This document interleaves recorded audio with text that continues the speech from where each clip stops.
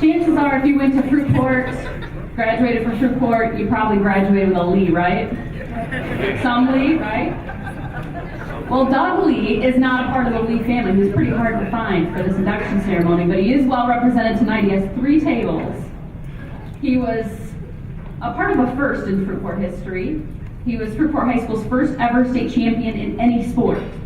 He went on to a successful career at Muskegon Community College, inducted into the NJCAA Hall of Fame tonight. He's inducted into the Fruitport Athletics Hall of Fame. Doug Lee.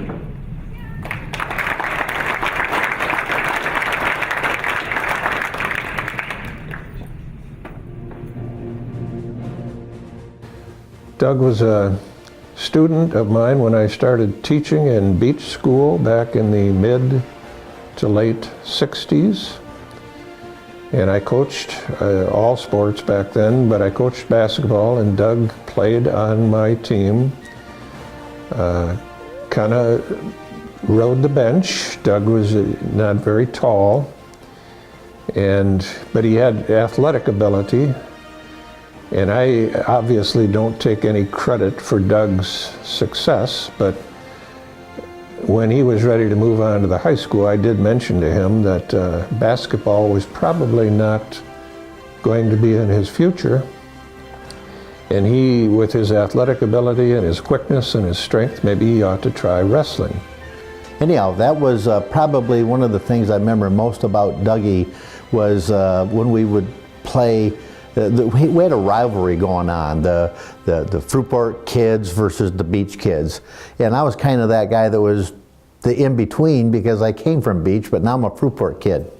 But when we played football especially, Doug was a little guy, I was a little guy. I weighed 86 pounds in 9th grade. I was the 95-pounder and never had to lose weight. But Doug was even smaller than I mean, so Doug was always this little guy. And the little guy when we played football that had more spunk and more energy and more fire than just a person twice his size had. And I remember us guys always saying, we got to get that Doug Lee out of the game. He's too fast. The kid just doesn't quit. I mean, he can catch anything. He can run with that ball. We got to take him out. We would work on taking out the little kid with the green helmet and something he had in front of it. I can't remember what it was. But the kid that just, he could do anything. He could play almost any position. He was so fast and tough. We would cream him. Again, not me because I wasn't that big, but other guys on the team, the George Moores, the Bob Armour-Trouts, the bigger kids from the area, the Herman Gonzaleses, would smack this little kid and we'd go, he's done. He's toast. He's not getting up. He'd lay there for a second, but he'd groan a little bit and he'd get up and spit and say, run back over to the huddle and we'd say, he's still playing. He's going to play again. This would go on. I mean, Doug Lee's commitment to never quit was something I learned a long, long time ago, even way before wrestling. You know, I talked to him about, training and stuff like that, and he told me they used to call him Mighty Mouse because in the summer, see, back then, we didn't have weight pits and stuff like that and all the stuff they have now. And I was talking to him, I says, what did you do to stay in shape? He said, well, I used to work on a farm in the summer, and I'd pick these 125-pound bales and throw them on wagons and stuff. He says, that's what I did for strength training. And I said, Jesus, 10th grade, regional champion. And there was some of us other guys on the team that that became regional champ, but it took us like 4 years to get there, some of the guys, okay? And so I knew he had something special. I used to wrestle him and just monkeying around because I was the heavyweight, and I could wrestle him and the 103 guy at the same time because and that's what I did. And he was always the toughest one to grab a hold of because he was so wiry. He was strong, and great guy for a teammate. I enjoyed I wish I could have been there for his senior year because I would have liked to seen him win the state championship. With Doug, a lot of the tournaments he would tell the guys that I was his little brother just to psych him out.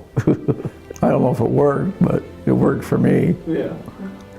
Weight loss. Oh my God, he was a walking skeleton. And I remember I was talking to him. I says, how did you lose weight? And he said, I'll tell you a story. He said, I would go home and my mother would say, you're not eating at home. Where are you eating? Oh, Mom, I'm eating at school. Well, then the athletic director asked him, Doug, you don't eat at school. You look like you're losing a lot of weight.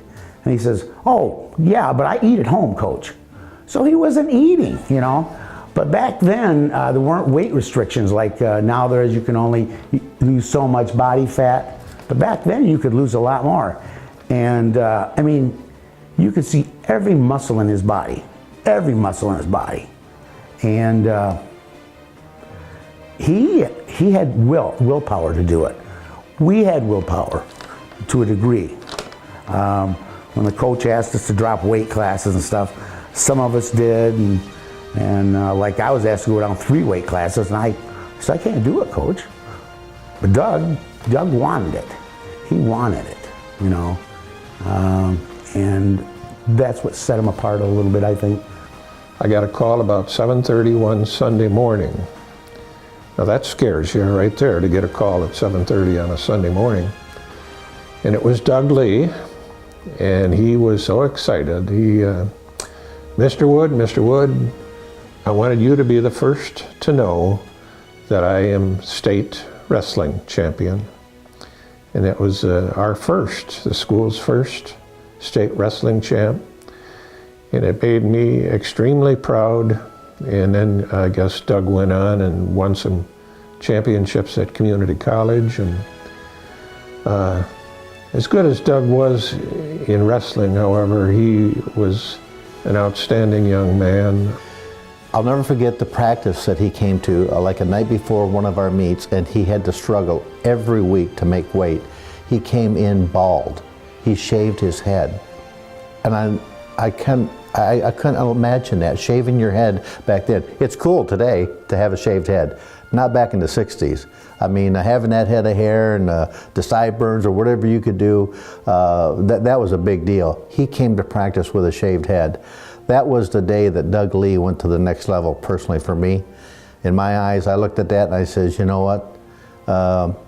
That's a champion right there. There's a guy who's going to do whatever it takes. And he did something that nobody back in that era would have ever thought of shaving your head, but Doug Lee did. And that's what made him what he is, a big piece of it. Thanks, Doug, because I think you're an inspiration not only to me and to the team, but to people around you. Congratulations, man. You deserve it.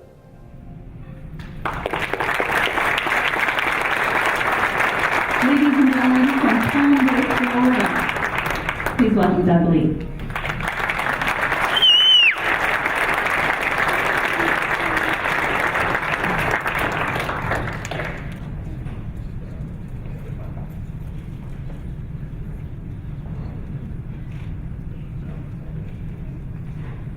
First off, I don't know where they get this idea. I couldn't have been a basketball player.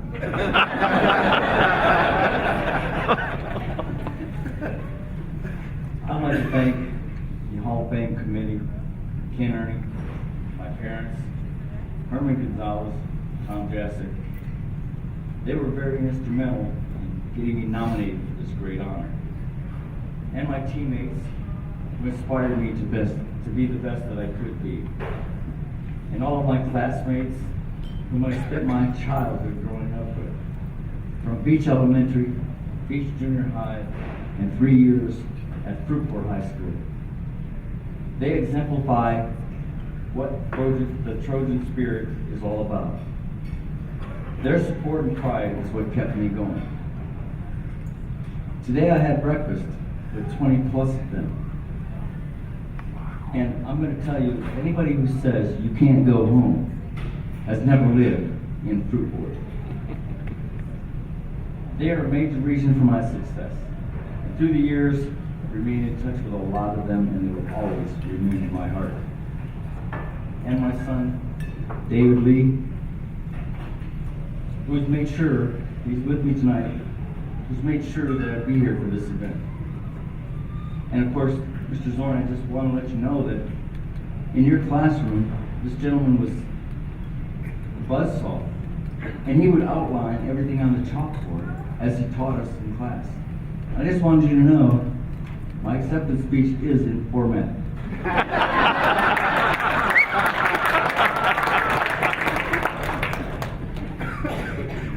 Many great athletes have come from Fruitport. You've got world class. You've got pros. What an honor it is for me to be considered as one of these elite athletes. Every person wants to leave a legacy, and now I have. Future generations of my family that attend Fruitport High School will be able to see that legacy. The theme of this induction ceremony is perseverance. I came to Fruitport High School my sophomore year from 9th grade at Beach Junior High. In my first year of wrestling, I had success winning a regional title and going to the state tournament.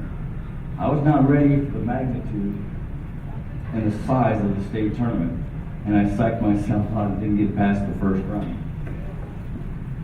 My junior year, due to circumstances beyond my control, I never got to defend my regional title or even make an appearance at the state tournament, and never got to wrestle in any tournaments. But I made a promise to myself that I would come back my senior year and do all I could do to become a state champion. Through perseverance, hard work, good coaching, and teammates that helped me achieve my dream, I became that state champion. Now in 2012, I was having some health issues and ended up with a bypass. I believe the fighting spirit I got from wrestling came into play, and again, I pulled out as a champion. But that was not the end of it. While in recovery, a doctor came in, an oncologist, and told me that my scan showed I had mantle cell lymphoma, stage 4, and I was going to have to start chemotherapy and a stem cell transplant at the Mayo Clinic. But again, my competitive spirit came out, and I fought with a confidence and belief in myself that wrestling instilled in me. And on January 28th, I was told, 2014, I was told I was in complete remission.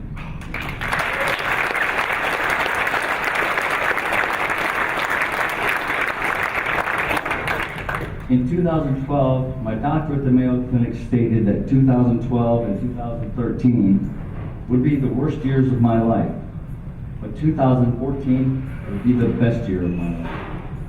I stand here at the beginning of 2014, being inducted into my high school Hall of Fame, and with pride in my heart, I want to thank you all for making this 2014 the best year of my life.